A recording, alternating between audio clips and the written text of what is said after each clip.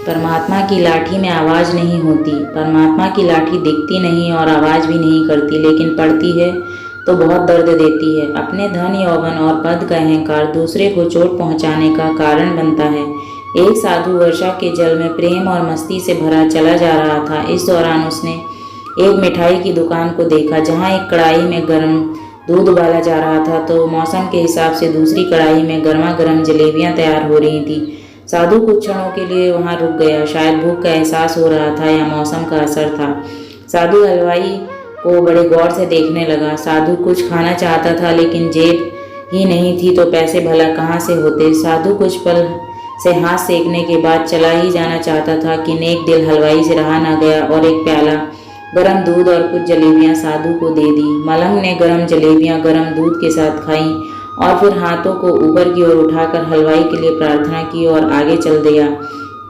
साधु बाबा का पेट भर चुका था। दुनिया के दुखों से बेपरवाह वो फिर एक नए जोश से बारिश के गंदले पानी को छींटे उड़ाता चला जा रहा था।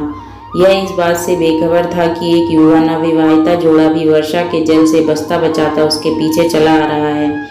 एक बार इस मस्त साधु ने बारिश के गंदले पानी में जोर से लात मारी। बारिश का पानी उड़ता हुआ सीधा पीछे आने वाली युवती के कपड़ों को भिगो गया और उस औरत के कीमती कपड़े कीचड़ से लथपथ हो गए। उसके युवा पति ने यह बर्दाश्त नहीं हुआ, इसीलिए वह आस्तीन चढ़ाकर आगे बढ़ा और साधु के कपड़ों को पकड़कर खींचकर कहने लगा, अंधा है, तुमको नजर नहीं आता? तेरी हरकत की वजह से मेरी पत्नी के कपड़े गीले हो गए हैं और कीचड़ से भर गए हैं। साधु हक्का बक्का सा खड़ा था, जबकि इस युवा को साधु का चुप रहना नाखुशगवार गुजर रहा था। महिला ने आगे बढ़कर युवा के हाथों से साधु को छुड़ाना भी चाहा, लेकिन युवा की आंखों से निकलती नफरत की चिंगारी देख वह भी पीछे खिसकने पर मजबूर हो गई। राह चलते राहगीर भी उदासीनता से यह सब दृश्य देख रहे थे, लेकिन युवा के गुस्से को देखकर किसी में इतनी हिम्मत नहीं हुई कि उसे रोक पाते। और आखिर जवानी के नशे में चूर इस युवक ने एक जोरदार थप्पड़ साधु के चेहरे पर जड़ दिया। बूढ़ा मलंग थप्पड़ की ताब न झेलता हुआ लड़खड़ाता हुआ कीचड़ में जा गिरा। युवक ने जब साधु को नीचे गिरते देखा तो मुस्कुराते हुए वहां से चल दिया। बूढ़े साधु ने आकाश की ओर देखा और उसके होठों से निकला, वाह मेरे भगवान, कभी गर्म दूध जलेबियाँ और तो कभी गर्म थप्पड़, लेकिन तू अगर चाहे मुझे भी वही पसंद है। यह कहता हुआ वह एक बार फिर अपने रास्ते पर चल दिया। दूसरी ओर वह युवा जोड़ा अपनी मस्ती को समर्पित अपनी मंजिल की ओर अग्रसर हो गया। थोड़ी ही दूर चलने के बाद वे एक मकान के सामने पहुंचकर रुक गए।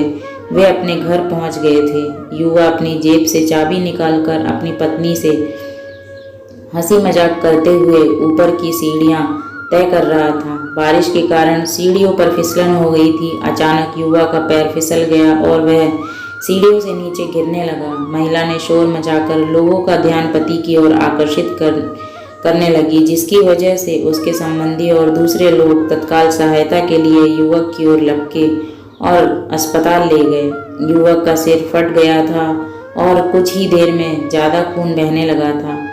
लोगों ने दूर से आते हुए साधु बाबा को देखा तो आपस में कानाफूसी होने लगी कि निश्चित रूप से इस साधु बाबा ने थप्पड़ खाकर युवा को श्राप दिया है, तभी उसे चोट लगी। दूसरे युवकों ने यह बात सुनकर साधु बाबा को घेर लिया। एक युवक कहने लगा कि आप कैसे भगवान के भक्त हैं जो केवल एक थप्पड़ के कारण युवा को श्राप दे बैठे। भगवान के भक्त में रोष व गुस्सा हरगिज नहीं था। आप तो जरा सी असुविधा पर भी धैर्य न कर सके।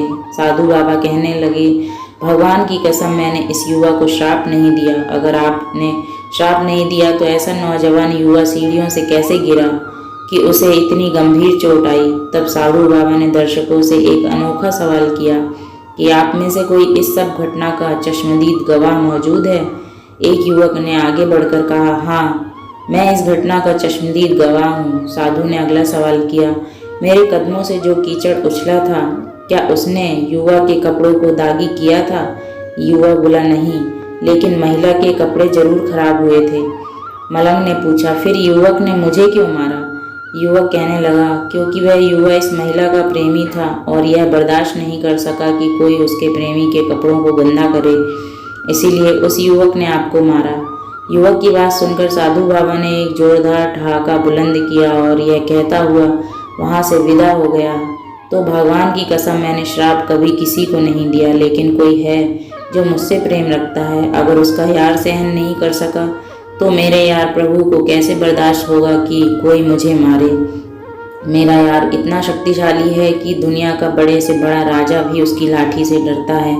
सच है, उस परमात्मा की लाठी दिखती नहीं और आवाज़ भी नहीं करती, लेकिन पड़ती है तो बहुत दर्द देती है। अपने धन, यौवन और पद का अहंकार दूसरे को चोट पहुंचाने का कारण बनता है, किंतु जब समय का चक्र हमारी तरफ घूमता है तो हमारा कष्टों का दौर शुरू हो जाता है। हमारे कर्म ही हमें उसकी लाठी से बचाते हैं। बस कर्म अच्छे होने चाहिए, किसी को भी चोट पहुंचाना खुद को चोट खाने की तैयारी करना है। हमें अपने गलत कर्मों से डरना चाहिए, क्योंकि ईश्वर की लाठी में आवाज़ नहीं होती।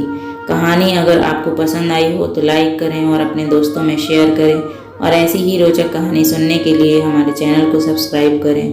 धन्यवाद।